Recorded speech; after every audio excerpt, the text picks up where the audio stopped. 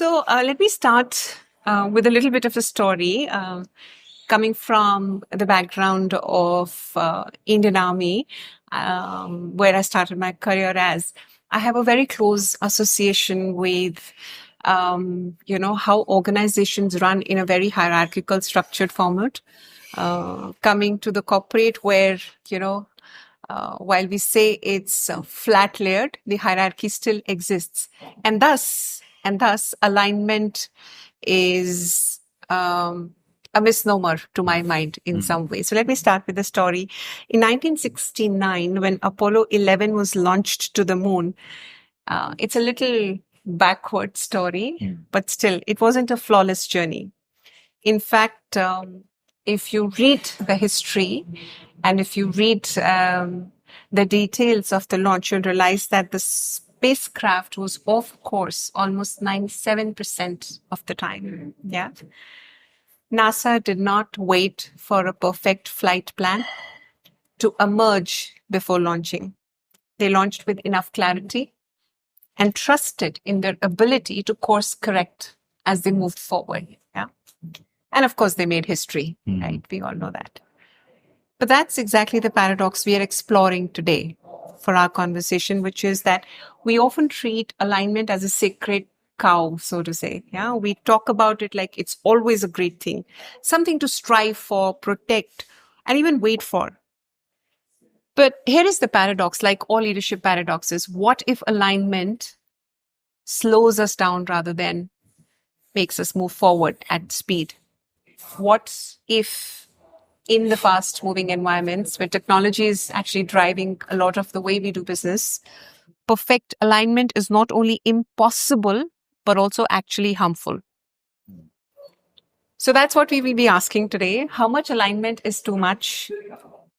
When is friction a necessary part of agility? And how do leaders know when to push forward, even if everyone isn't perfectly in sync? Yeah.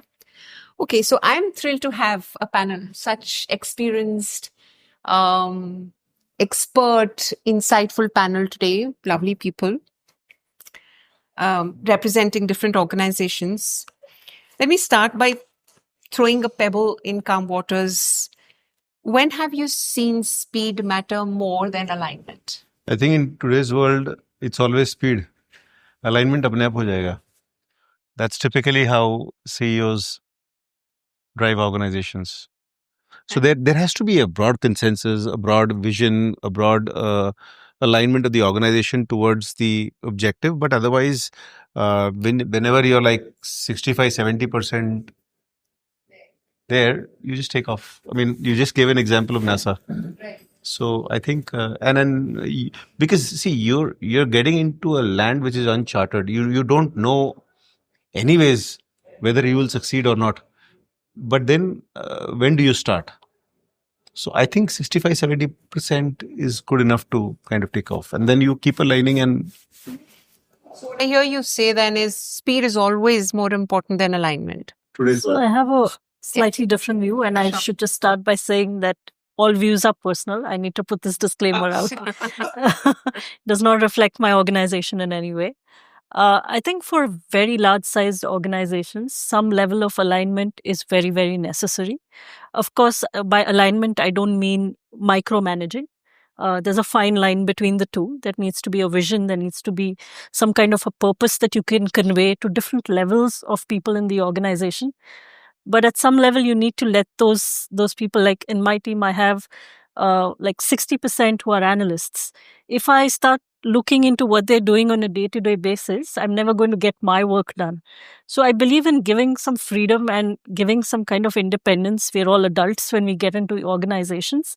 So to that level, I think that we need to give them that freedom. But if I don't tell them what is the purpose of them being in the organization, what is the purpose I'm trying to achieve by the end of maybe a financial year or a quarter or things like that, they're never going to know where they are supposed to be headed. Mm-hmm. And I think the alignment also gives them a sense of where they can hope to or aspire to be in their careers. So that's my view. And the same thing applies with our kids at home, right? We have some kind of alignment with them. We have some kind of control. that we need to have to ensure that we're guiding them in the right way. But I think parenting styles have changed so much nowadays that what our parents did with us, we don't necessarily follow the same, and we give them a lot more independence and freedom to choose something as basic as a career choice or an education choice. So that's my limited point. So that's very interesting. So the way you're looking at alignment is not a fixed point in time, Yeah. but a work in progress or a moving target, so to say, as you continue to work towards the final target. Absolutely. That's So interesting. see, I would. Go ahead. You want to go ahead? Okay, sure, go ahead. See, I would say, it depends on a lot of factors, whether, how much of misalignment is okay. I believe misalignment should be there because it brings in a lot of new perspectives, which otherwise you don't get. If everybody's aligned, everybody's moving in the same direction without thinking much. So then, we haven't thought maybe from all aspects. We haven't seen new perspectives come in, which is very, very important. Sometimes a plan A might fail and you only get a plan B if you've heard some other new perspectives. And that only happens where there is some amount of constructive disagreement, which you can either, manage on the way forward, or maybe it just stays as a risk with you, but you just carry forward with it because you have to go ahead, right? So a little bit of misalignment is important, is what I think. But I think it depends on a lot of, situations. One statement might not fit all kind of situations, right? For example, like we just spoke about, the maturity level, maybe the organization's maturity will make a difference. So if an organization is big and matured, they have a lot of things at stake. Maybe, you have a lot of stakeholders there, which is impacted. Maybe your shareholders, your customers, a lot of them. And you're making a big impact, otherwise as well. You have systems and processes in place. So it's easy to get alignment, right? You have more hierarchy in a well-structured organization. When you grow, you automatically get that structure, right? But when you're a startup or a new organization, maybe structure doesn't exist. A lot of things have to be done impromptu because you want to push, you want to acquire customers, you want to move forward, right? So scenarios makes a lot of difference. One of them is that. The other could be, what is it that we are tackling? For example, when COVID was there or any such kind of situation comes in, sometimes alignment might not happen and you have to, address the situation or a crisis. Maybe a cyber, attack comes in, and what do you do, right? You can't think of an alignment and stuff like that. You just go and address the situation, for an example. But if an situation is like, I'm just giving an example, maybe you have to think of a, long strategy for your organization. You might want to give it some more thought and not just say, okay, no, this is how we'll take it, because it may go wrong and you're heavily invested in it. Right. And that needs more thought. So I think a lot depends on the situation as well. So context, situation, organizational maturity Yes. are factors which play a lot of role. Which actually, let me take a step back. How are we really defining alignment here? So the way I look at it is, again, it depends on the context, like you said.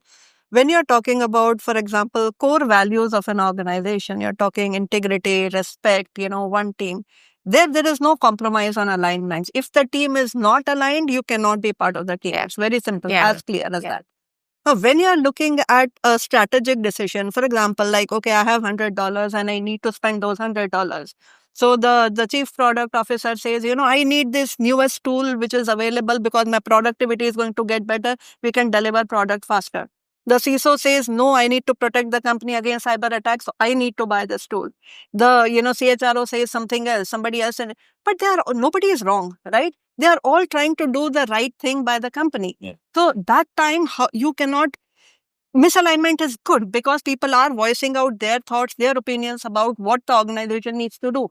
That time, rather than look at alignment, you look at pros and cons, you balance out the risk and, what is going to be really beneficial at that point in time, and then take a decision. But one thing I agree, once you have thrashed this out and you come out of the room, everybody has to be behind the same decision. You cannot sit down and say, I don't agree with that. I said so. Let's look at that, failing. Then again, you are really not part of that culture. If I can just take it forward, if from our day-to-day life, friction is important. If there's no friction, we'll all slide here and there, correct? So that's part one.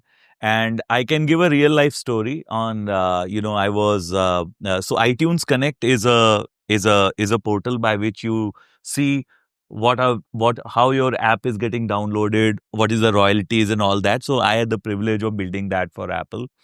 And, I remember Tim Cook and, came, and then he had a meeting in which he said, I want everything should come in less than 1 second. And practically, Apple data grew double in every 6 months. So even if you do a 10x, you will not be able to sustain 2 years of growth. And the queries that time used to take around 8 to 9 seconds. That's so much of data you're talking about. So, so alignment wise, everybody was brought in, front end engineer, back end, visualization. We are trying to, so it was almost like impossible to do at that point of time. So all the leaders were aligned that we have to reach that. But as me, as a overall, engineering plus product head, I have to take calculated milestones defined so that we are on the track. I would not, so I cut it down saying that first 6 months when it grows, it will not be sub-second, it will be less than 3 seconds.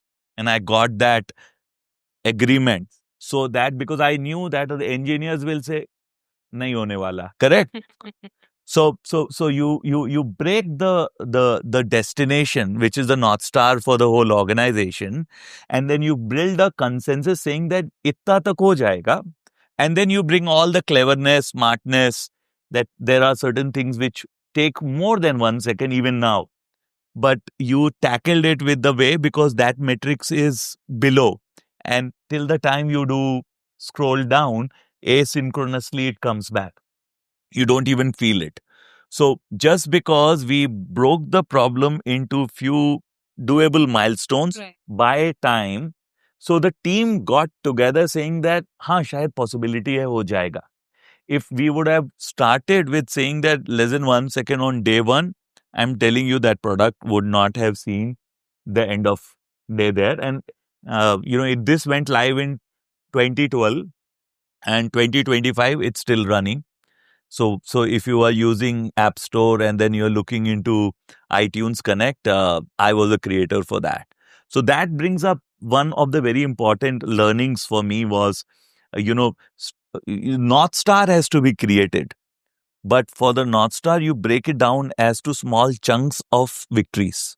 Yeah. As long as you are, and over the period of time, everybody is saying, okay, how you can actually focus and help in improving towards that mini milestone rather than criticizing it around. Perfection. Exactly. Because sometimes, perfect becomes an evil for good.